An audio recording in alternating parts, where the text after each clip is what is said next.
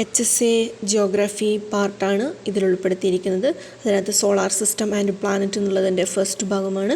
അതിൻ്റെ അകത്തുള്ള ഏതാനും ചോദ്യങ്ങൾ, ഇമ്പോർട്ടൻ്റ് ആയിട്ടുള്ള കുറച്ച് ചോദ്യങ്ങൾ ഉൾപ്പെടുത്തിയിട്ട് ചെറിയൊരു വീഡിയോയിലേക്ക് എല്ലാവർക്കും സ്വാഗതം.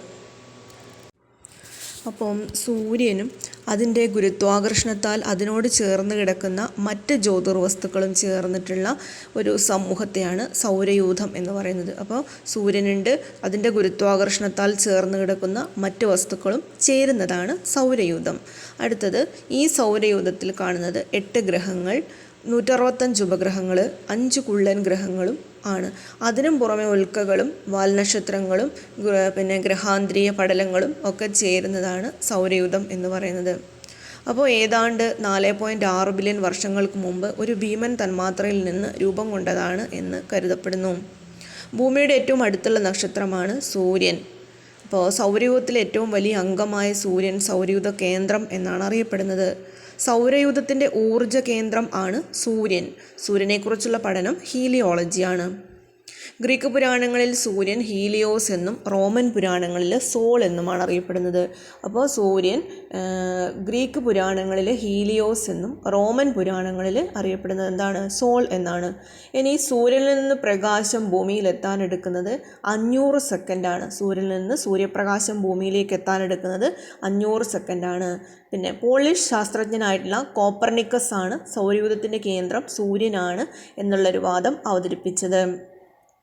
ഇനി അടുത്തത്, സൗരയൂഥത്തിൻ്റെ ഏറ്റവും അടുത്തുള്ള നക്ഷത്രമായ പ്രോക്സിമ സെഞ്ചുറിയിൽ നിന്ന് പ്രകാശം ഭൂമിയിലെത്താൻ 4.2 പ്രകാശവർഷം എടുക്കുന്നു. ഭൂമിയുടെ വടക്ക് ദിശയിൽ സ്ഥിതി ചെയ്യുന്ന നക്ഷത്രമാണ് ധ്രുവ നക്ഷത്രം. അപ്പോൾ ഭൂമിയുടെ വ്യാസത്തിൻ്റെ 109 മടങ്ങാണ് സൂര്യൻ്റെ വ്യാസം എന്ന് പറയപ്പെടുന്നു. ഇനി സൂര്യനിൽ ഏറ്റവും കൂടുതലുള്ള മൂലകമാണ് ഹൈഡ്രജൻ. അടുത്തത് നമ്മൾ പറയുന്നത് രണ്ടാമത്തെ മൂലകം എന്നുള്ളത് ഹീലിയമാണ്. സൂര്യനിൽ ഉള്ള അവസ്ഥ പ്ലാസ്മ അവസ്ഥ. ഇനി ഈ ശരാശരി സൂര്യൻ്റെ ഉപരിതലത്തിലെ ശരാശരി താപനില 5505 ഡിഗ്രി സെൽഷ്യസ് ആണ്. സൂര്യൻ്റെ ഉപരിതലത്തിലെ ശരാശരി താപനില എന്ന് പറയുന്നത് 5505 ഡിഗ്രി സെൽഷ്യസ് ആണ്. പിന്നെ ഏതാണ്ട് സൂര്യൻ്റെ പ്രായം എന്ന് പറയുന്നത് 457 കോടി വർഷം. സൂര്യൻ്റെ ദൃശ്യമായ പ്രതലഭാഗം ഫോട്ടോസ്ഫിയർ.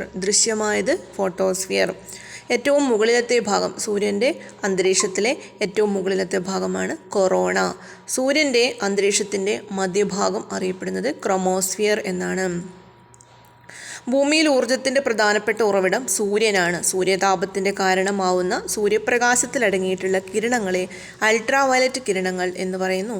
ഇനി അടുത്തത്, ഭൂമി സൂര്യനോട് ഏറ്റവും അടുത്തു വരുന്ന ദിവസം ജനുവരി 3 ഏറ്റവും അകലെ വരുന്നത് ജൂലൈ 4 അപ്പം ഭൂമി സൂര്യനോട് ഏറ്റവും അടുത്ത് വരുന്ന ദിവസം ജനുവരി 3 ഏറ്റവും അകലെ വരുന്നത് ജൂലൈ 4 ഇനി അടുത്തത്, ഭൂമിയും സൂര്യനും തമ്മിലുള്ള ശരാശരി അകലം എന്ന് പറയുന്നത് 15 കോടി കിലോമീറ്ററാണ്. ഭൂമിയും സൂര്യനും തമ്മിലുള്ള ശരാശരി അകലം 15 കോടി കിലോമീറ്ററാണ്. അടുത്തത്, സൂര്യനോട് ഏറ്റവും അടുത്ത് സ്ഥിതി ചെയ്യുന്ന ഗ്രഹം ഏതാണ്? സൂര്യനോട് ഏറ്റവും അടുത്ത് സ്ഥിതി ചെയ്യുന്ന ഗ്രഹം ബുധനാണ്. സൂര്യനോട് ഏറ്റവും അടുത്ത് സ്ഥിതി ചെയ്യുന്നത് ബുധനാണ്.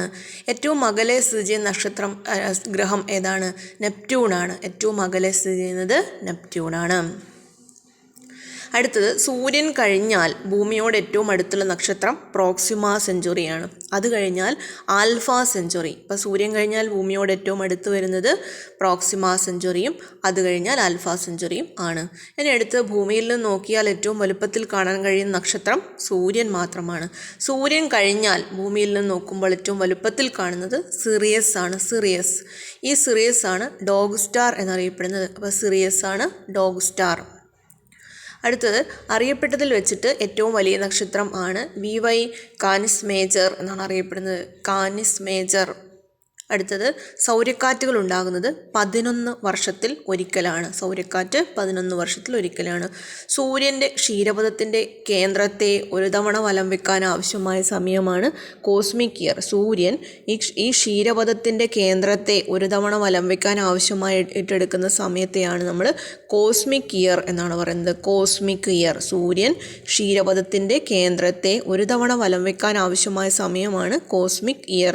അടുത്തത്, സൂര്യനിൽ നിന്നുള്ള അകലത്തിൻ്റെ അടിസ്ഥാനത്തിൽ ഗ്രഹങ്ങളെ തരംതിരിക്കുന്നത് ബുധൻ, ശുക്രൻ, ഭൂമി, ചൊവ്വ, വ്യാഴം, ശനി, യുറാനസ്, നെപ്റ്റ്യൂൺ.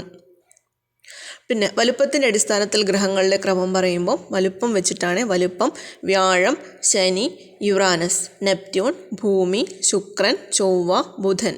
അടുത്തത് സൂര്യനിൽ നിന്നുള്ള അകലം അനുസരിച്ചിട്ട് ആദ്യത്തെ 4 ഗ്രഹങ്ങളെയാണ് ആന്തരഗ്രഹങ്ങൾ എന്നാണ് പറയുന്നത്. ആദ്യത്തെ 4 എണ്ണത്തിന് നമ്മൾ ആന്തരഗ്രഹങ്ങളെന്നും പിന്നെ ഏറ്റവും അകലെയായി സ്ഥിതി ചെയ്യുന്ന 4 എണ്ണത്തിനെയാണ് ബാഹ്യഗ്രഹങ്ങളെന്നും പറയുന്നത്.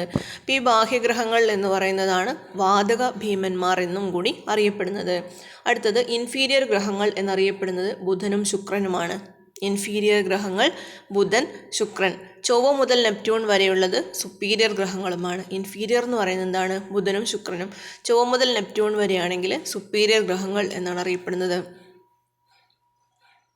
പിന്നെ യുറാനസും നെപ്റ്റ്യൂണും ആധുനിക ഗ്രഹങ്ങളെന്നും മറ്റു ഭൗമേതര ഗ്രഹങ്ങൾ ബുധൻ, ശുക്രൻ, ചൊവ്വ, വ്യാഴം, ശനി ഇവ ക്ലാസിക്കൽ ഗ്രഹങ്ങൾ എന്നറിയപ്പെടുന്നു. ബുധൻ, ശുക്രൻ, ചൊവ്വ, വ്യാഴം, ശനി ക്ലാസിക്കൽ ഗ്രഹങ്ങളാണ്. ക്ലാസിക്കൽ. യുറാനസും നെപ്റ്റ്യൂണും ആധുനിക ഗ്രഹങ്ങൾ. പിന്നെ വരുന്നത് ബുധൻ, ശുക്രൻ, ചൊവ്വ, വ്യാഴം, ശനി ക്ലാസിക്കൽ. അപ്പോൾ പ്ലാനറ്റ് എന്ന് പറയുന്നതിൻ്റെ അർത്ഥം അലഞ്ഞു തിരിയുന്നവൻ എന്നാണ്. പ്ലാനറ്റ് അലഞ്ഞു തിരിയുന്നവൻ.